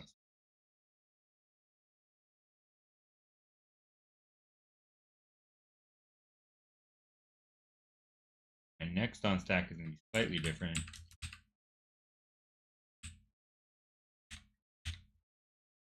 Top of stack and then next on stack. These are standard words from fourth. So if it's less than 2, stack underflow, say size might. So if there's 2 items, it returns item 0. Next on stack.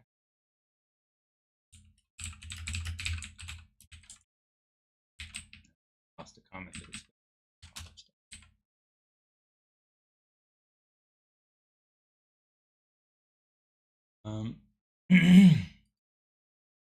Yep. And then from gnos is returned. Can we put this all in one line?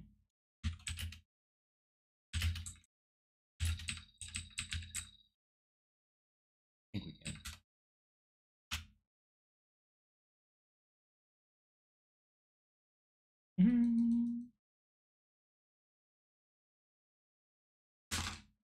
CS is not set to text something. Easy and fix.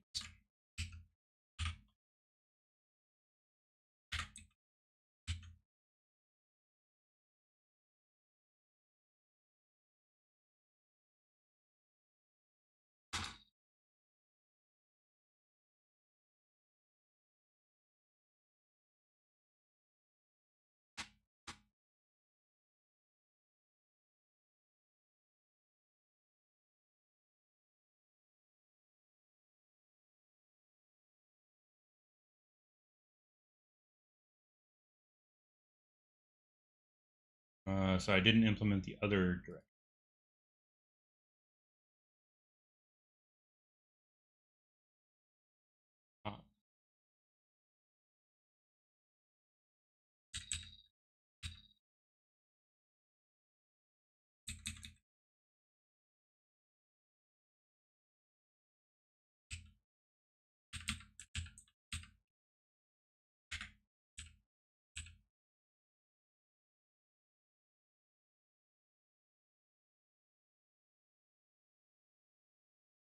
What is happening here?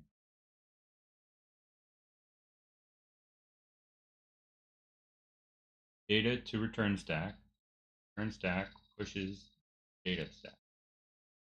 Return to data stack pushes top from. That should absolutely. What have I done wrong? A, here that. Oh, because I quit.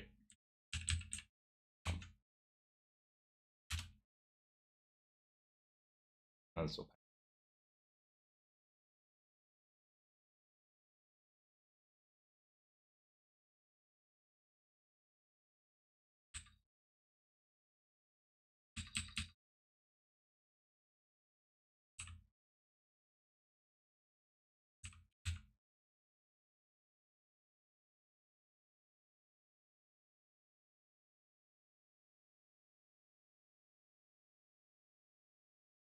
Checklist.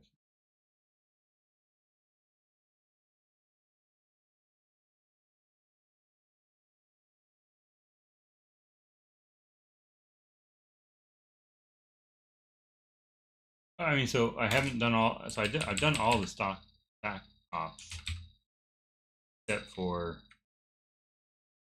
load byte and load integer. Oh, that's interesting. I did call them load byte and load integer.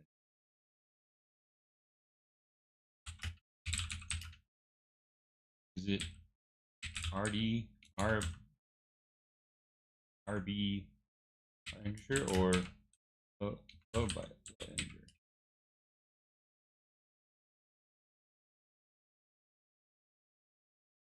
Read or load.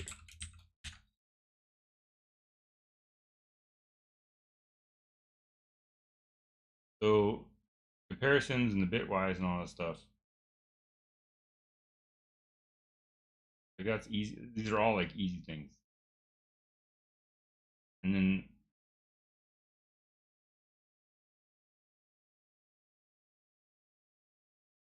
these are the ones that have a little bit of tricky. They're all easy to do.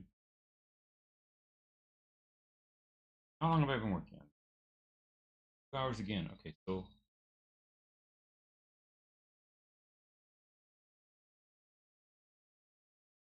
I'm trying to imagine how long it would take a person to run through all these tests, and the idea is that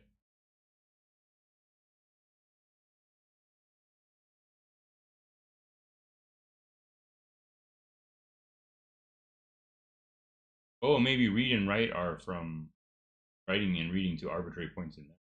Makes sense. Yeah. So all right, read is to an arbitrary address.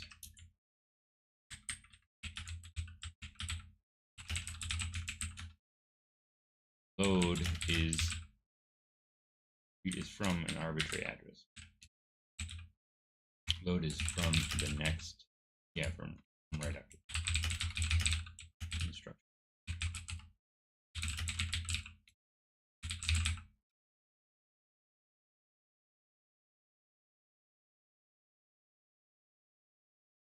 I was a little worried that this was gonna be like it only takes somebody like an hour to go through the course, but I mean, by the time I'm done, it's going to be very streamlined, but there's actually going to be a lot more like streamlined, like pedagogically, because I'm going to, you know, make sure that everything you visit, you're not doing something for nothing. You always get a reward for doing something, which is like you unlock something. So if you implement the addition op, then now you get a puzzle that has something to do with addition or something, and you're not going to just be sitting here not running tests, but you're also going to be like getting you're being adding value to your virtual machine. And yeah,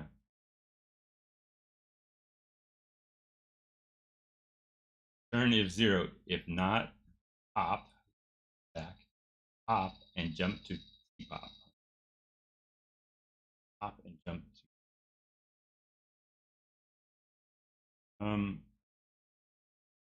yeah. So I'm imagining this was going to be very slow for people, or very fast for people. Now I'm seeing there actually is quite a bit of content here, because I'm skipping over a bunch of stuff because I know what all this stuff means, and like I know that these things probably work. And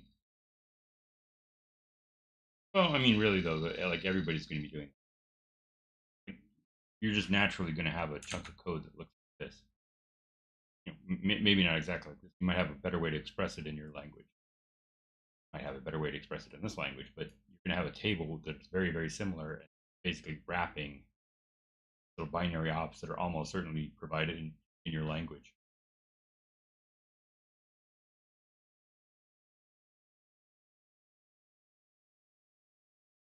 Yeah.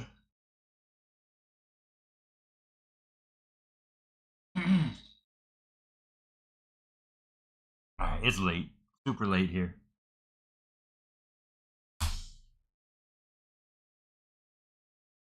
I have a good start on this. Mm-hmm. And I will pick it up again later.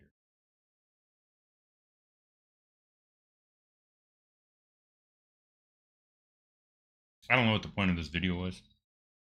Like, I feel like I want to, I'm charging for this course, and I wanted to give something away for free. So if you're watching this, maybe it's because in the future, maybe it's because you wanted a discount on the course. More than happy to provide that. I gotta eat and kind of pay the bills.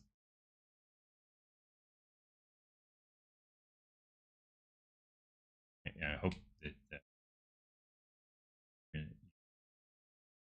incentivized to try the streamlined experience. But on the other hand, that does not exist yet. So I'm also hoping to show this to, if anyone's watching this, they might get interested in follow and keep up to date. I'm hoping to launch this in early January, end of January or February, something like that. I don't know. A lot of work to do. Not just the lessons; it's the test runner and marketing and set up a company. Hopefully, that shouldn't be getting people to try it and getting feedback and putting people through the tests. And I've still got like a bunch of stuff to do on top of this. Like once the virtual machine's there, then you're going to write an operating system in fourth, very small operating system, and then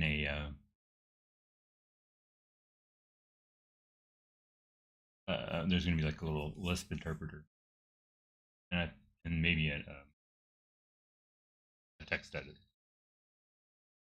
and then that's like the end of the first thing. Like, oh, and a shell, right? The text editor is like a line editor, and we apply that to making a shell and a text editor, which implies that you've got some like virtual hardware for like a screen and a way to read the file system. And then there'll be other virtual hardware that's not part of that course that will be provided, and then you have access to that. The next course will be like, and maybe even somewhere in the middle of that course, you can switch between like working on your own copy of the virtual machine versus working on a standard copy, or either way.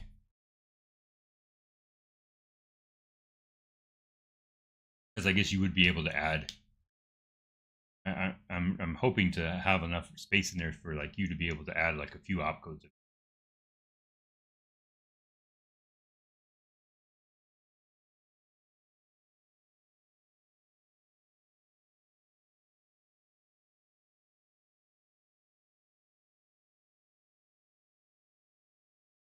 Well, we'll see. Actually,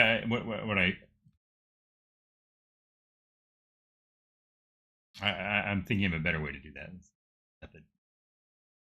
You're going to be able to have multiple machines like this, multiple virtual machines running simultaneously, and have them use each other. So you can implement things on a virtual machine or in your host language.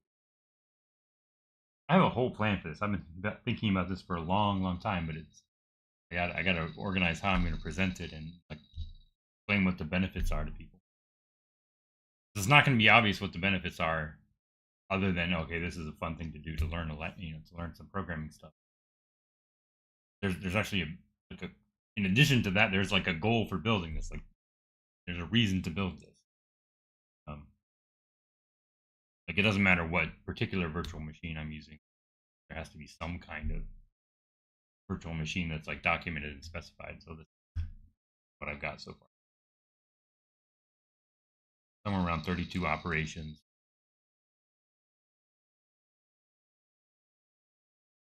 And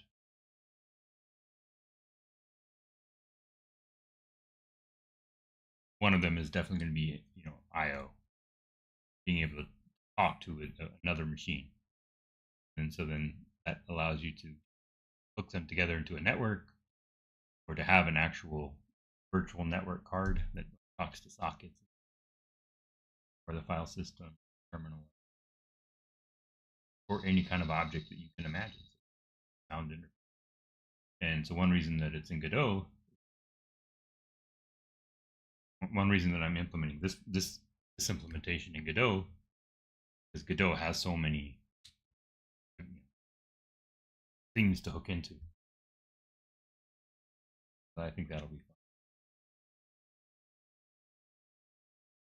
It's got like audio and video and graphics and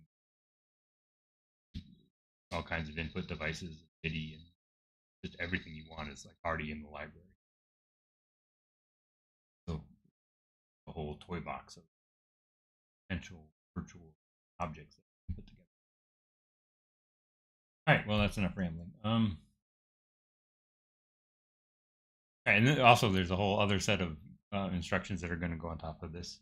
Maybe it's a particular device that we have, but that it will be the device for building objects in like JSON. JSON style data in the host language, so you don't have to have a barrier between. No.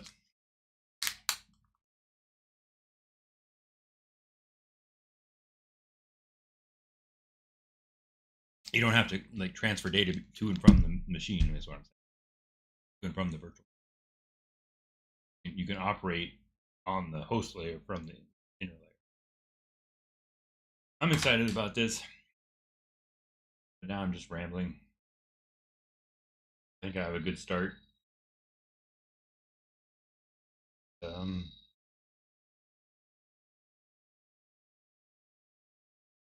Yeah, I mean, this is going to wind up being just like a handful of lines. It's a small project. That's why I expected it. It's not small. I mean, it's small, but it's something you can do in an afternoon or a day or two, not a week long. But then again, I've done this many times, so maybe if you're a beginner, I don't know. I gotta get it working, get the tests written up, and then put some people through it and get some early feedback. And then once I've worked out the kinks, and people want to buy it. A lot of writing to do, storytelling and puzzle making, world building. World building.